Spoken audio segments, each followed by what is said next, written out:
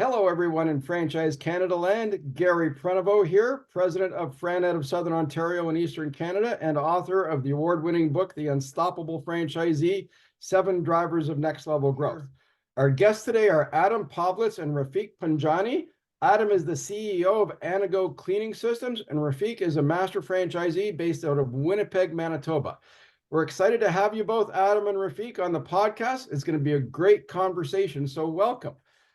Let's get right into it. Adam, why don't you give us a little bit of background about Anago and how the franchise model has evolved over the last 30 years?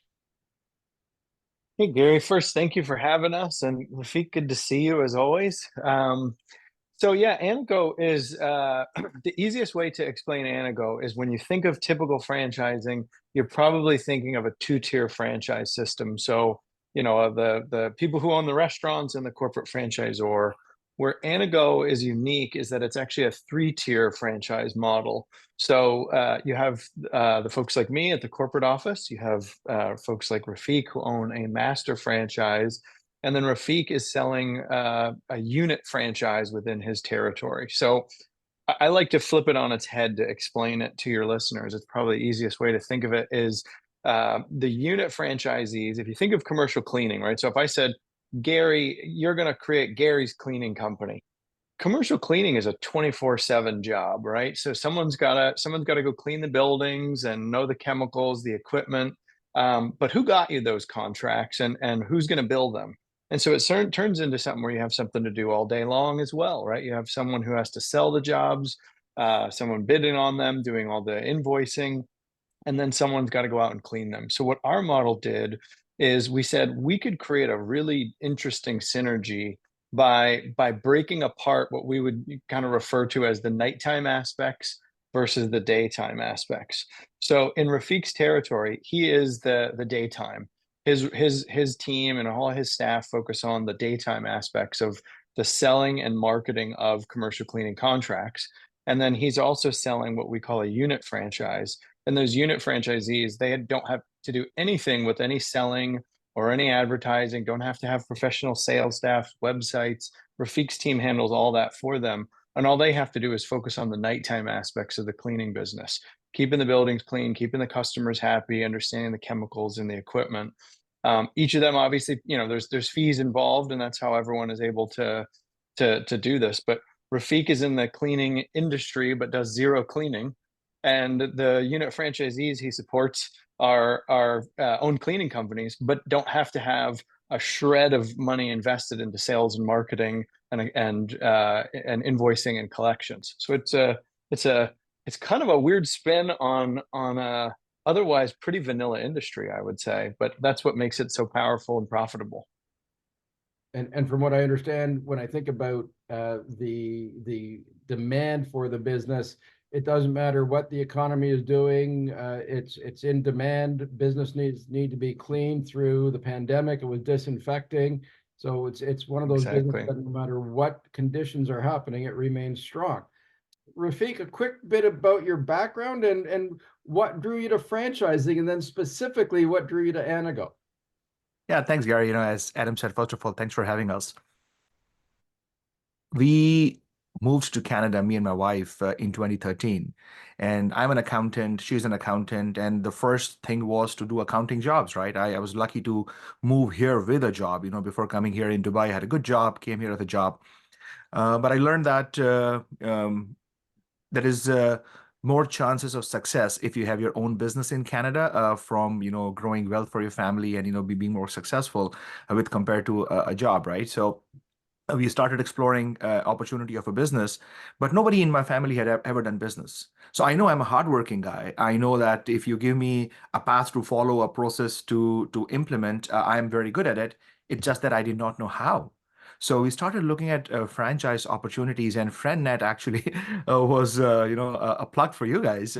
Was one of the platforms where I started looking at some of the franchise options, right?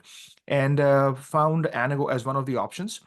As our family, when we were looking at different business franchise options, we knew that we had to go into service industry. Because if I had gone into, for example, any product, our fear was that one day we'll be competing against the big box stores because sooner or later they introduce another product, and now you are competing with them. How do I, a small guy like me, do that, right? So I said, okay, let's go into service industry.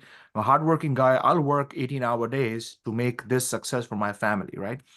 And I started meeting with a couple of big names like Anago and a few others.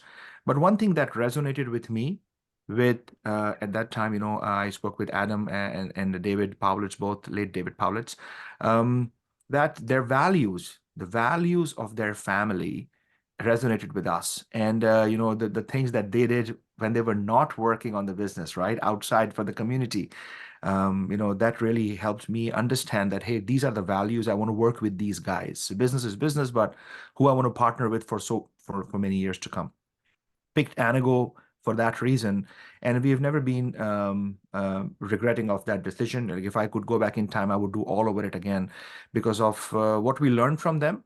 We were not doing our own mistakes, right? They had, in a way, honestly perfected the system over 30 years, and we just brought it to Manitoba.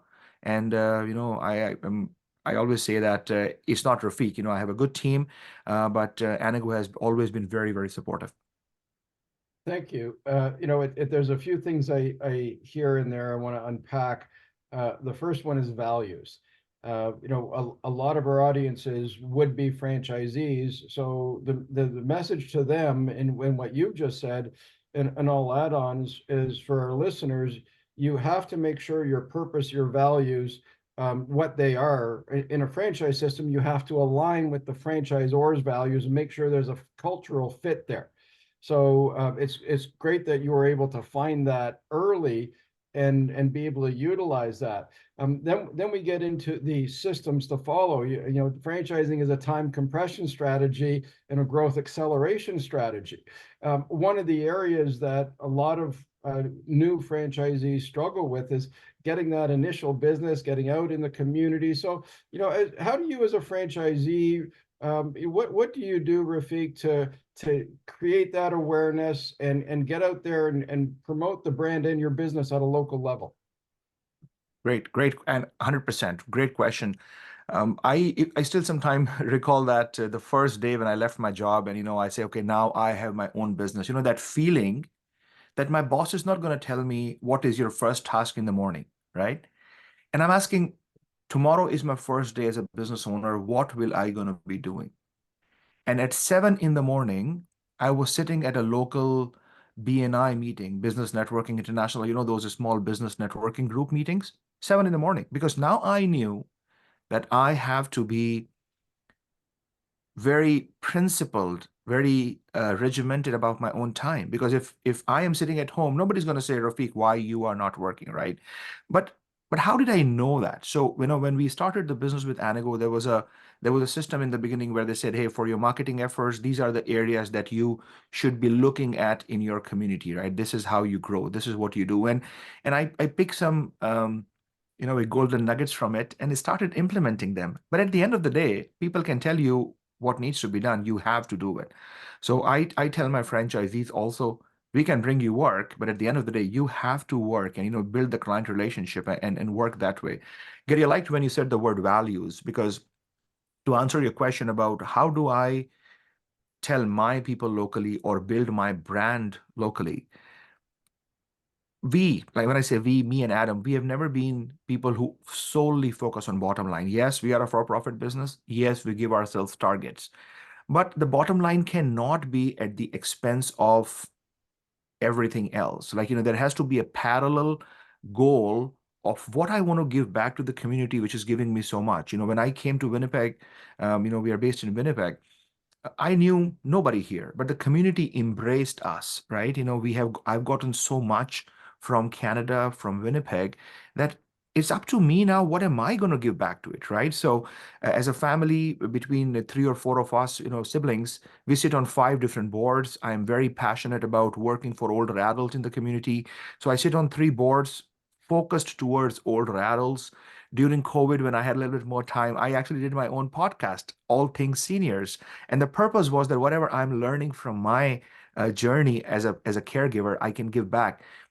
When you tell some of these things to your potential franchisees or to your clients or to your partner companies, now they don't see you as a cleaning company. Yes, cleaning is a service that I provide, but as a human being, as a Winnipegger, I am part of the fabric of this society, and we all have the same goal, right? We all want to have a good community here.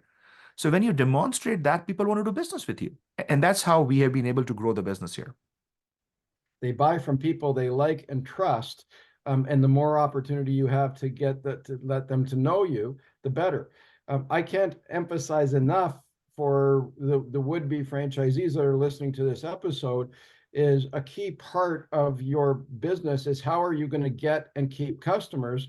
And what Rafiq has just finished talking about is engaging the community. It's not just opening the doors, it's going out and actively getting involved in the community. So it sounds like you're doing a great job there, Rafiq. The third thing I want to unpack in your comments was the systems. And this is where Anago, the systems, the processes, any franchisor that's good has developed and refined those systems over time. So, and now more than ever, part of the systems is technology and the enabling and enhancing of the systems through technology. So, Adam, why don't you take a couple of minutes and talk to us about how do you use technology in your processes and where do you see it evolving?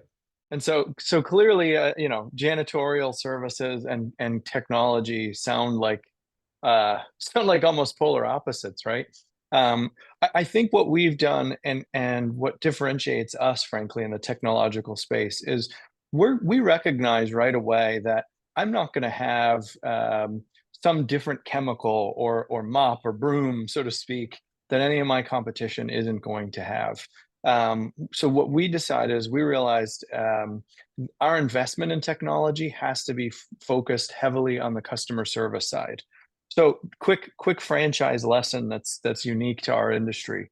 Most franchise industries have 3 levels of satisfaction. You can have a joy experience, right? Like think of a restaurant. You go to a restaurant, everything's delicious, waiter's wonderful. You go to a restaurant and you have a terrible experience. Food's cold, service is terrible. So you can have good or you can have bad, or you can have just sort of that middle experience where it's just like, it's just any old restaurant, right? In commercial cleaning, you have one of 2 experiences. Either you come into your office and you go, well, I got to work, and you don't think about the cleaning at all. You just, you sit down and you get to work.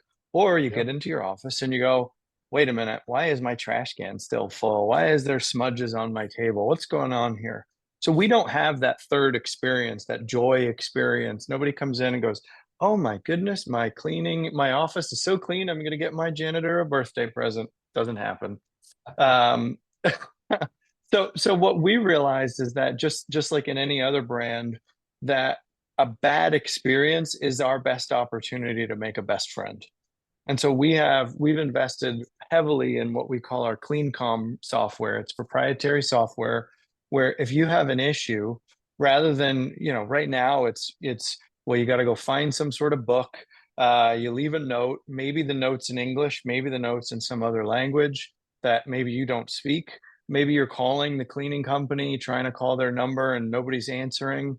That's actually how it's done in most of our competition. It's very classic, got to pick up the phone and call them. And so we said, wait a minute, if there's an opportunity here for us to acknowledge that there's a human element in cleaning, right? Until Rosie the robot from the Jetsons comes and can do everything for us, which is a long ways off, there's going to be a human element, which means there's always going to be a penchant for mistakes to be made. So if we can be the ones who acknowledge and fix those mistakes as fast as humanly possible, then that's how we're going to make a friend. So through CleanCom, you're able to take out your phone, snap a picture of whatever the area is that is not to your satisfaction. It'll translate that using Google Translate into tons of different languages. It's totally private communication. You're not giving out your cell phone number or anything like that. And you get a guaranteed 2-hour response from either from your unit franchisee that's cleaning your facility, or if they don't respond within 2 hours, Rafiq's office or any master franchisee gets escalated to. So you get your problem solved quickly. Now you have a responsible party handling your cleaning of your facility. That's something different than what most people are experiencing right now with office cleaning. So that would be from a customer service standpoint where we've invested the most. That's cool. So it's almost like a customer engagement app. That instant communication. Okay, so different ways of improving the customer experience. I really like Okay. that 2 levels of experience. I've never thought about that before.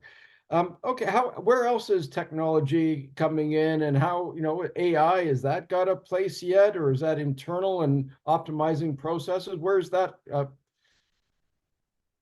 Yeah, that so a lot of the investment in that is on the lead generation side for our business, right? So at the end of the day, you have to find these franchisees that are potential franchisees that are looking to join the Anago system, as well as finding potential customers. Now, the industry has a pretty high turnover rate, interestingly enough, outside of the Anago world. It's probably just under 50%. It's about 48% of all cleaning contracts typically change hands every year. Now at Anago, it's less than half of that. So we're at somewhere in the neighborhood of about 1.5% a month. So less than half the industry turn rate. And so that there's always someone out there looking for services. So what we've done is we've invested in what we call our Clean Suite platform. And what that does is a combination of email and text message marketing. So you're able to kind of load the large end of the funnel. And ultimately, right, what happens is you have a lot of people who the timing isn't right. And that's where the beauty of this comes in, is that maybe you're satisfied with your cleaning company this month. Maybe you're satisfied with them next month. Maybe the next month, but maybe not the following month. Maybe that following month, that's when they forgot to empty your trash can a few times and you don't have my CleanCom service to reach out and get it resolved. So you go, wait a minute, we got to look into a new cleaning company. So we have to be ever present. So there's a lot of investment in the outbound automated email and text message marketing. As you can imagine, there's a lot of spend in our space, constantly trying to improve the intelligence we have on PPC and SEO optimization.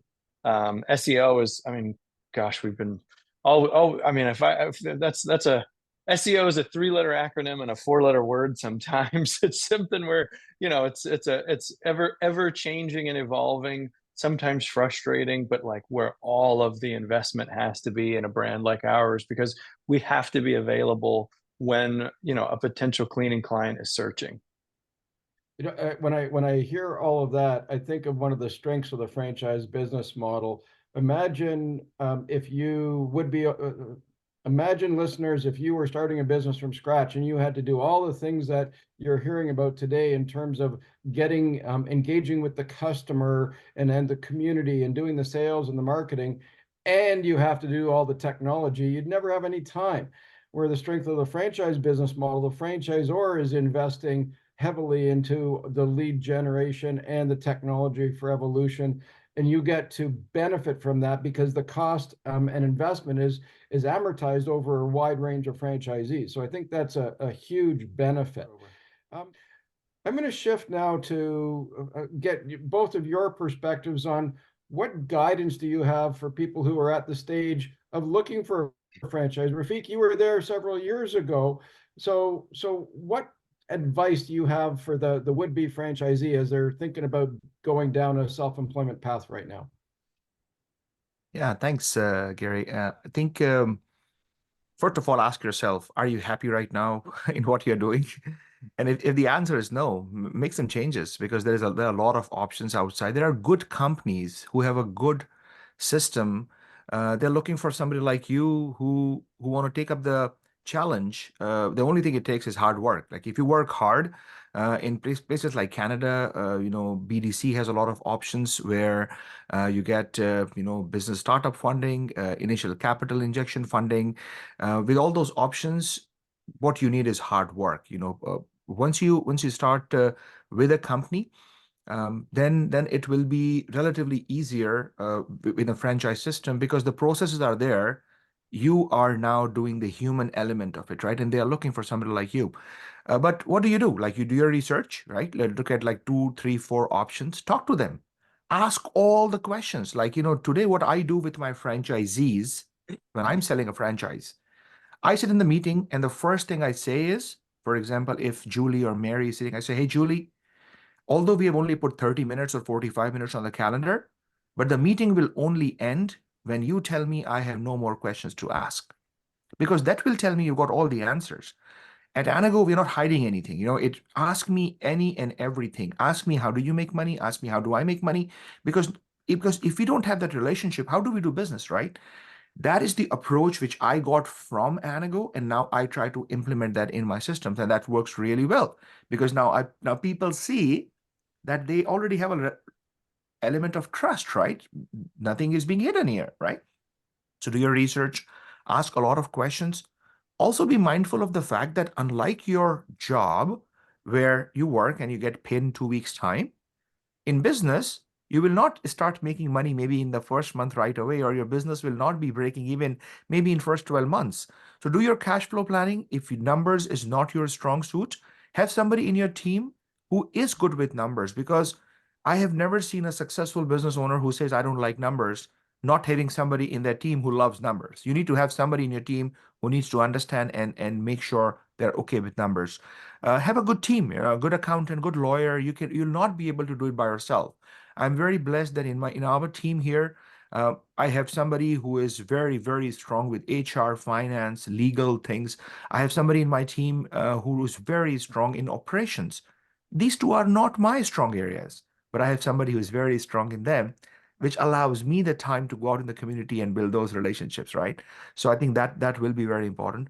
And do good things, do the right things. Sometimes, when you are doing that one thing extra for your client to make them happy, to retain the client, and you say, hey, this will become a loss-making job, honestly.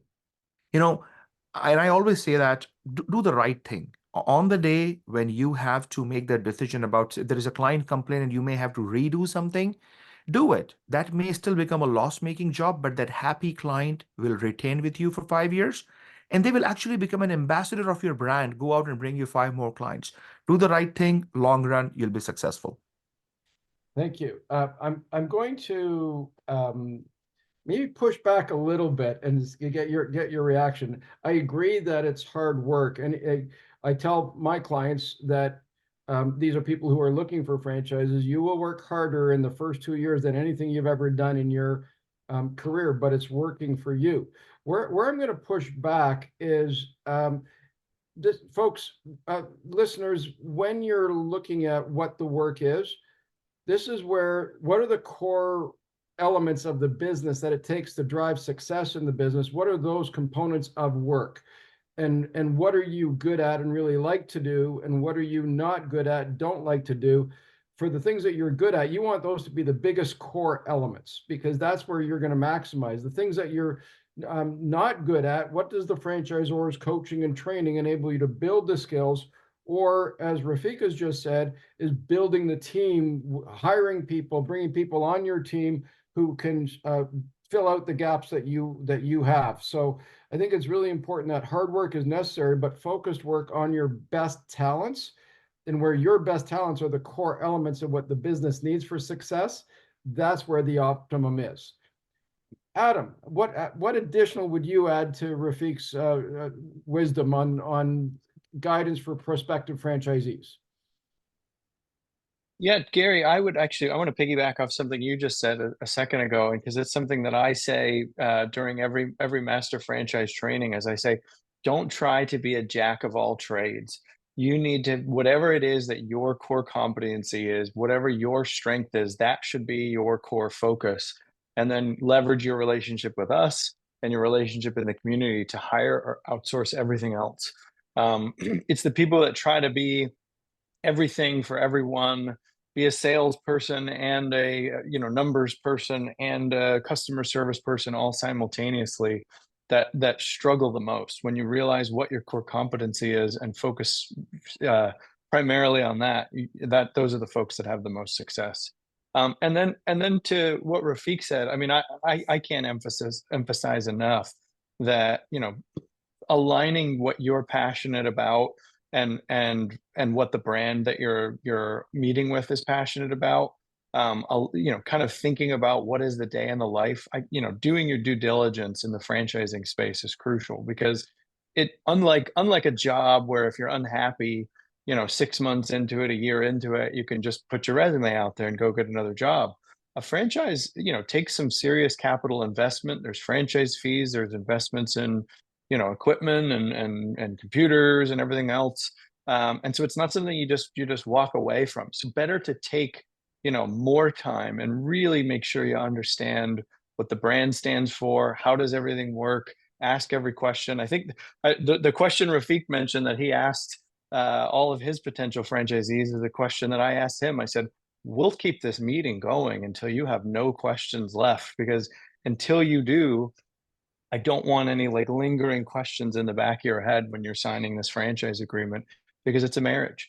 And interestingly, Rafiq and I just renewed our vows, metaphorically speaking, recently, because and because it's been such a great relationship. I've heard for many years, even said it a bunch of times, that franchising is a business marriage. That's the first time I've heard renewal as renewing your vows. I love it. The different question.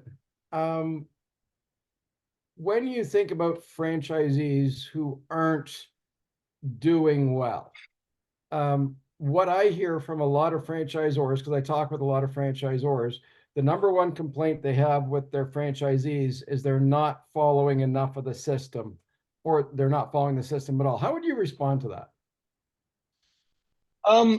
That's probably accurate. Here's what I would say. Gary, in your book, actually, you mentioned this, that there's franchisees that review their KPIs every day, every week, every month. And those are, according to your research, like the most successful ones. I don't have any of your research on hand, but just in my brand as well, our master franchisees, who are the ones paying attention to what was my sales this month, what was my attrition this month, have I increased my profitability this month, those by a mile are the most successful ones. And we have dashboards and we put everything together. And there's no easier way to quote unquote follow the system beyond just here are the 5 KPIs we put in front of you, and make sure you're managing them every month. And if you see that your sales are light or your attrition is a little high, reach out to your franchisor. Reach out. We have a WhatsApp community that we put together for all our franchisees. Reach out to your fellow franchisees. But it's the ones that are constantly curious of going, how can I improve and get 1% better every day? Even if you're starting at, -5, right? Because you just really don't know what the heck you're doing, versus someone who's already proven to be successful. It's the ones that are looking at those KPIs and going, how can I get 1% better every day, that are by a mile the most successful. And you talk to the subject of awareness. There's 2 things there: awareness, where are you at, being informed, and mindset, how can I get better, continually getting that engaging in next level growth. I have come to dub that circumstance of the franchisees not following the system as selective engagement.